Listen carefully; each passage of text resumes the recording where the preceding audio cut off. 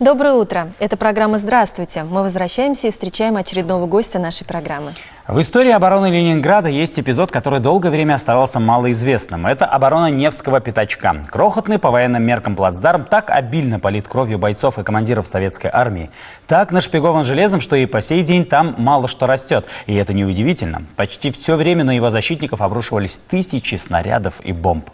С экспедиции на Невский пятачок вернулись татарстанские поисковики. Об этом говорим с Михаилом Черепановым, заведующим музеем-мемориалом Великой Отечественной войны 1941-1945 годов. Доброе утро. Доброе утро. Доброе утро.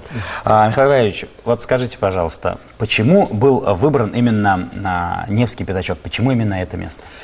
22 года назад, когда я впервые там появился, вообще-то мы работали на территории Новгородской области, там, где воевал Муса Джалиль.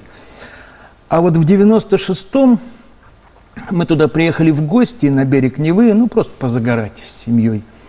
Мы узнали, что там не просто лежат прямо на берегу эти самые солдаты, но и фашисты разбрасывали листовки приглашений в плен, написанные енолифом на татарском языке. Даже так? На 2 квадратных километрах листовки на татарском языке. Почему? Ну, даже фашисты знали, что каждый 4-й там либо татарин, либо из Татарии. Да? И вот это вот нас тоже тогда очень заинтересовало. И мы убедились, находя документы, медальоны, личные вещи, там все вот эти вот, все, что связано с именами, что там действительно много наших лежит.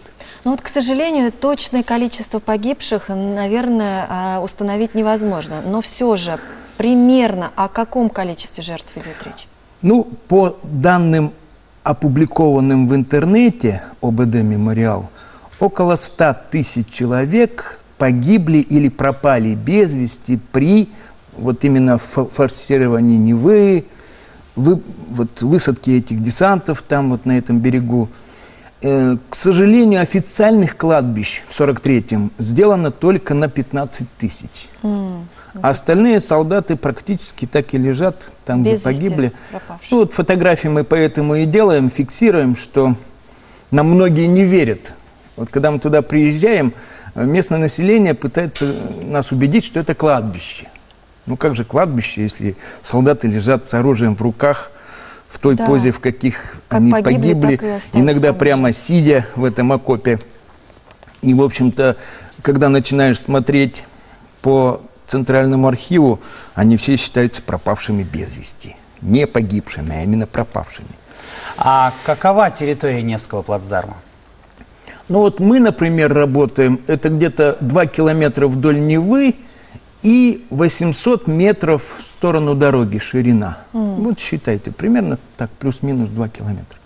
А на каком вот участке более 100 тысяч погибло? Вот именно на таком всего вот небольшом участке 100 тысяч погибло? Во-первых, при форсировании реки, конечно, многие погибали, они сейчас на дне реки или где-то там их. Во-вторых, конечно же, вот этот самый берег, обрыв. И в берегу буквально копали блиндажи, там прятались. А немцы же обстреливали не только минометами, не только, ну и авиация там летала, и, в общем-то, там погибали даже танки, не говоря уже о пехоте. Так что вот сейчас находим много вот этого. И вот самое интересное, как раз вот главная находка в этой экспедиции были, конечно, медальоны, как всегда. 24 солдата на сей раз найдено ребятами. У нас, кстати, было 66 человек нынче, в основном школьники. Да, школьники принимали участие. И вот эти ребятишки, перебирая тонны песка, нашли останки 24 солдат, ну, более-менее таких вот целых. 10 медальонов на сей раз найдено, 5 из них со вкладышами, то есть с бумажками. Мы их передали на экспертизу, вот сейчас надеемся, что эксперты нам прочитают фамилию. А вот котелки именно алюминиевые, которые выдавались именно морским пехотинцам, и только в 1943 году, особенно если на них фамилии, конечно, дают возможность опознать погибшего солдата. Ну вот конкретный пример. Осталось, да? Очень редкая фамилия Бенза. Бенза. Представьте себе, открываем архив. Бенза Федор Свиридович, 12-го года рождения, Полесская область, Белоруссия. пропал без вести в районе Невского пятачка и Синявина. То есть вот буквально фамилия, нацарапанная на котелке, дает возможность нам предположить, что никуда он не пропал, а лежит именно там. И мы практически нашли останки этого солдата. Вот так по личным вещам найден Вепа Николай Михайлович из Костромы, Власкин Дмитрий Семенович из Казахстана, Орлов Василий Ульянович из Горьковской области. И вот сейчас надеемся найти их родственников и, может быть, даже пригласить их на захоронение уже в сентябре. Удивительно. Вот для меня такой вопрос мне интересен. Вот вы говорите, что школьники участвуют, да, в поисках.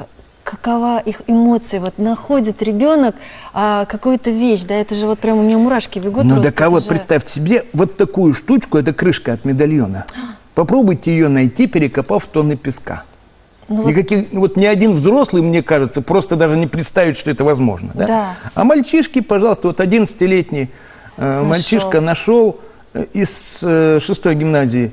И, к сожалению, конечно, по этой крышечке ничего не опознаешь, но это факт. Конечно. Это человек с медальоном, значит, он советский. Значит, там еще могут быть. Конечно. Да. Или вот второй мальчишка нашел чернильницу со штампом «Завод имени Комсомольской правды, город Ленинград».